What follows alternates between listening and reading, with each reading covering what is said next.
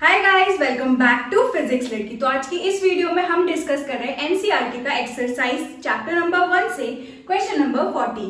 Question है figure 1.33 shows tracks of 3 charge particles in a uniform electrostatic field. Give the science of the 3 charges, which particle has the highest charge to mass ratio. यहाँ पर इस question में हमारे पास 3 तरीके के charges given है, 1, 2 और 3। यहाँ पर इन चार्जेस के लिए हमें क्या आइडेंटिफाई करना है, इसका साइन।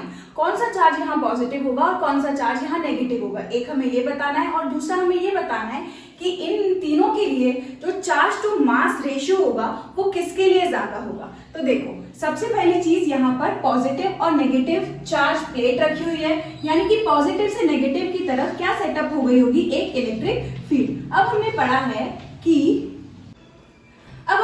है कि जो लाइक चार्जेस होते हैं वो एक दूसरे को क्या करता है, रिपेल, और जो अनलाइक चार्जेस होते हैं वो एक दूसरे को क्या करते हैं, अट्रैक्ट। अब क्योंकि यहाँ पर पॉजिटिव प्लेट है तो ये जो फर्स्ट वाला चार्ज होगा ये इसकी तरफ क्या हो रहा है, अट्रैक्ट। सेकंड वाला चार्ज भी इस प्लेट की पॉजिटिव प्लेट की तरफ क्या हो रहा है, अट्रैक्ट। यानी ये दोनों चार्जेस कैसे हो गए, अगर ये प्लेट हमारी पॉजिटिव है तो यहाँ पर अनलाइक चार्ज यानी कि ये कैसा हो जाएगा, नेगेटिव।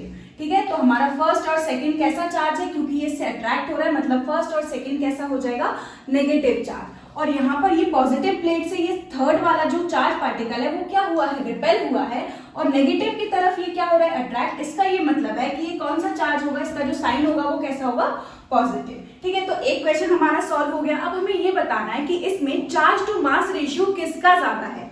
तो देखो, अगर हम यहाँ पर क्लियरली देखें तो जिसका डिफ्लेक्शन ज्यादा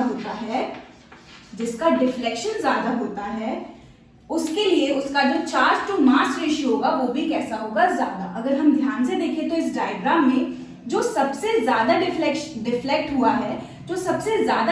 हुआ है, वो कौन सा पार्टिकल है, थर्ड वाला पार्टिकल है। यानी कि जो थर्ड पार्टिकल होगा उसका चार्ज टू मास रेशियो कैसा होगा, हाईएस्ट। कैसे पता किया हमने, अगर हम ध्यान से देखें तो यहाँ पर ये जो होगा ये क्या हो जाएगा, डिफ्लेक्शन। अगर हम ये निकालने की कोशिश करें तो देखो, डिफ्लेक्शन जो होता है वो डायरेक्टली प्रोपोर्शनल होता है चार्ज टू मास रेशियो के। ये हमें कैसे पता चलेगा, हम यहाँ साइड में निकालते हैं। देखो, अगर हम यहाँ पर कंसीडर करें थर्ड वाले पार्टिकल को ही, राइट, ये हमारा थर्ड वाला पार्टिकल है, इसको हमने क्या किया, v स्पीड से, इस चार्ज पार्टिकल को हमने क्या किया होगा, v स्पीड से इस डायरेक्शन में फेंका होगा। ठीक है, लेकिन हमारी जो इनिशियल स्पीड है वो किस में है, x एक्सिस में है।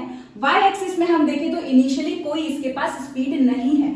लेकिन हम ये देखेंगे कि यहाँ पर जो एक चार्ज पार्टिकल होता है वो भी कैसा है, positive charge particle. Positive charge particle पर इलेक्ट्रिक फील्ड की वजह से क्या लगेगी, एक फोर्स लगेगा, और वो जो फोर्स होगा वो किसके बराबर होता है, Q इंटू ई। अगर ये जो इलेक्ट्रिक फील्ड यहाँ सेटअप हुई है, हम इसको क्या माने, इलेक्ट्रिक फील्ड। ई से अगर हम कैपिटल ई से इसको डिनोट करें तो ये जो चार्ज पार्टिकल होगा इस पर क्या लग रहा होगा, फोर्स। किसकी वजह से, इलेक्ट्रिक फील्ड की वजह से। किस डायरेक्शन में लगता है, चार्ज पार्टिकल पर, पॉजिटिव चार्ज पार्टिकल पर, इन द सेम डायरेक्शन। तो इस पॉजिटिव चार्ज पार्टिकल पर सेम डायरेक्शन में क्या लग रहा होगा, इलेक्ट्रिक फील्ड की वजह से फोर्स। इसलिए जो चार्ज पार्टिकल है वो इस इलेक्ट्रिक फील्ड के डायरेक्शन में मूव हो गया, यानी कि नेगेटिव प्लेट की तरफ धीरे धीरे डिफ्लेक्ट हो गया, राइट। तो इस पर जो फोर्स लग रहा होगा वो क्या होगा, Q इंटू ई।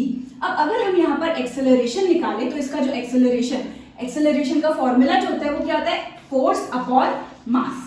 फोर्स कितना है, Q इंटू ई, तो हम लिख देते हैं Q into E upon M. अब यहाँ पर अगर हम डिफ्लेक्शन कैलकुलेट करें, डिफ्लेक्शन मतलब इसमें कितना डिस्टेंस जो है, यहाँ पर हमारा जो डिस्टेंस होगा, कितना डिस्टेंस ये शिफ्ट हो गया, उसी को हम यहाँ क्या बोल रहे हैं, डिफ्लेक्शन, राइट। तो अगर हम इसको s मान ले तो अपन चलो निकालते हैं s, कितना डिस्टेंस इसने कवर किया होगा। तो हम न्यूटन की इक्वेशन यूज करेंगे जो कि है s is equals to ut plus half a t square.